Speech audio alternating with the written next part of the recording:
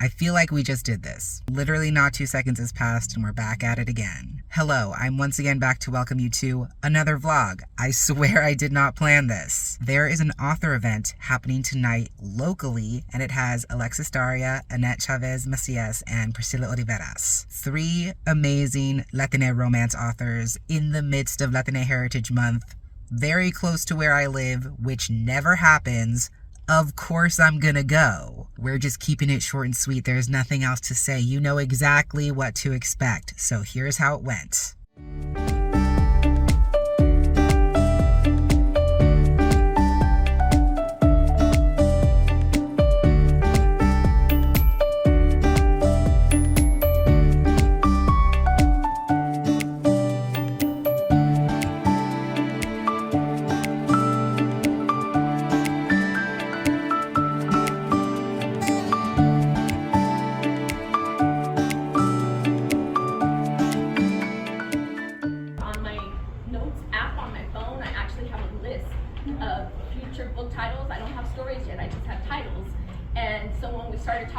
She told me she was come up with some other titles, and so I went to that notes app, and Big Chica Don't Cry was already there, so I knew it was gonna fit. But I had always wanted to be an author, so this was something that was kind of in the back of my head as one day I'm gonna try and do it. And finally, when I was gonna turn 40, you know, midlife crisis, I was like, I'm gonna try and do this. So I had this idea. Actually, I had a scene in my head, and I just couldn't get it out of my head until one night I got up, opened up my laptop, typed out the scene, and it was just to get it out. I kept coming back to the story and I kept adding to it, and over time it developed into this family story for Mexican American cousins.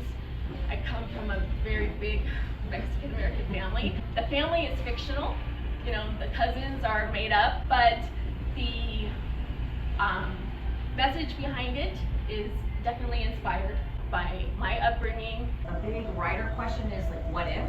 So I knew I had these sisters, like what would their problems be, right? Because it's a very short book. If you have 2 characters and they meet each other and they fall in love, like the book is over. I knew they were in a band. I thought, okay, maybe they enter a competition, but so yeah, their conflict is the other bands want to beat them, but why? Like, how can they make it more personal? And I thought, what if one of those other bands, like there's bad blood, like family bad blood? And as soon as I thought of 2 families feuding like that, I thought, oh yeah, Dios mío, like yeah, Romeo and Juliet. As an English major, yes, I love Shakespeare, but I wanted to kind of make it my own. So yes, I went back and studied like notes about Shakespeare, and I watched the West Side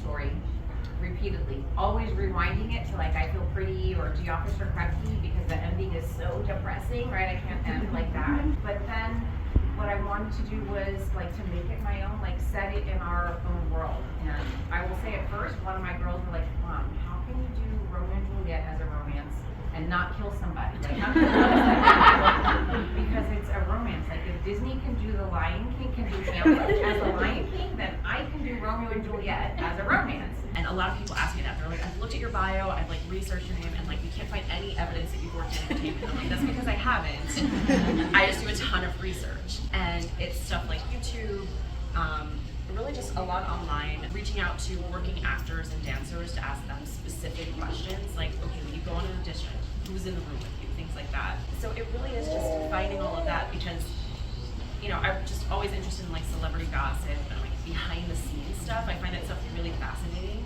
So to me, that's the world building. So for each dance in my book, I just do like hours and hours of research, watching lots of dance videos, which is not a hardship. And researching the history of all of the dances too. And it all comes down to just like a few sentences in the text. But I'm a creative, my background's in art, so I just love to write about creative characters. I can't really write about artists because then I feel like I put too much of it in and it's like not as fun to read. So this is like just the sprinkling of details that you need for getting the sense of the world, but still really focusing on the characters and the romance. Patricio and his father were kind of like my version of Vicente and Alejandro Fernandez, right? And so you meet Patricio in West Side Love Story because it's his record label that is sponsoring the Battle of the Mariachi Bands. And you obviously meet Catalina. And in this story, Patricio is suffering from like writer's block, but he's not wanting to let his record label know, but he's behind on his next album. So Padua Records signs Pat to a contract to go on the western, like the last leg, like the West Coast tour of Patricio, because Patricio is like international mariachi idol, Grammy winning. So Catalina goes on tour with him to be part of his show and to help him write his music. And so that's kind of how he whisks her to his country, really he's whisking her away. So they hit Vegas, they hit Puerto Vallarta, yeah, on their, so they go on tour, kind of. So that's Kiss Me Catalina. So, and I'll sign it afterwards if you like. Sure.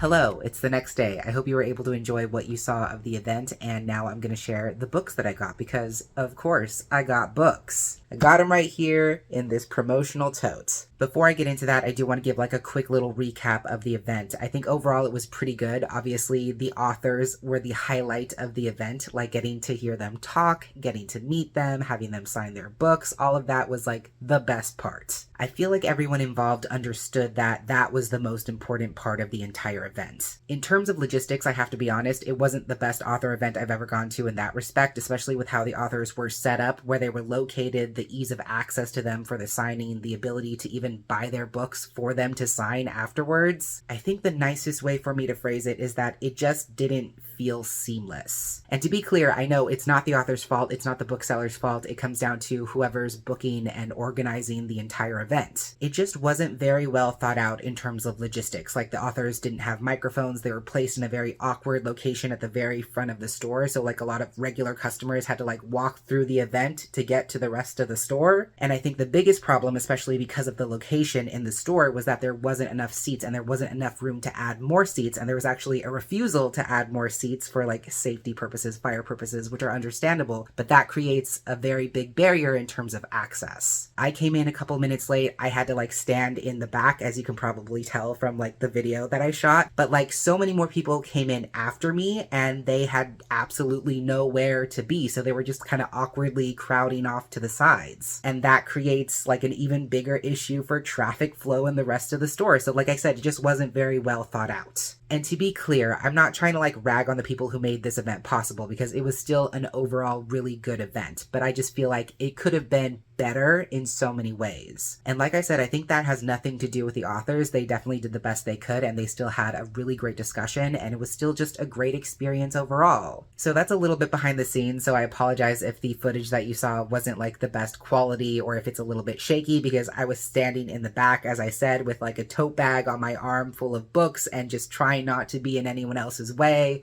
it was an experience. With all that said, I hope you still enjoyed what you were able to see of the event. Let's start talking about the books. Now, you're not going to be surprised because they're just the titles from the featured authors on the panel, but I brought 3 with me and I bought 2 at the event. First, I'm going to start with the book of the hour, so to speak, the main book that was being promoted at this event, and that is Big Chicas Don't Cry by Annette Chaves Macias. And in case you didn't know, she also writes books under the pen name Sabrina Sol, which I did not realize until yesterday. I was literally yesterday years old when I learned that fun fact during the event. But this is the first book she's ever written and published under her own name, and it's a contemporary Latina adult story about 4 Mexican-American cousins. The cousins are Mari, Erica, Selena, and Gracie, and I think as kids they're inseparable, but all of that changes when Mari's parents get divorced and they're forced to move away, and that really challenges those relationships. I believe the bulk of the story picks up 15 years after that, when the family is struck by tragedy and loss, and they're kind of forced to reunite because of that, and then they're trying to figure out if they can rebuild those relationships or whether 15 years of being apart is simply too much to overcome. It feels like the story is going to be asking those big questions about family, love, acceptance, loss, grief, connection, all that kind of stuff, so I'm really excited to see where it goes, and I'm also really happy it follows 4 different Mexican-American characters, especially as someone who is Mexican-American themselves.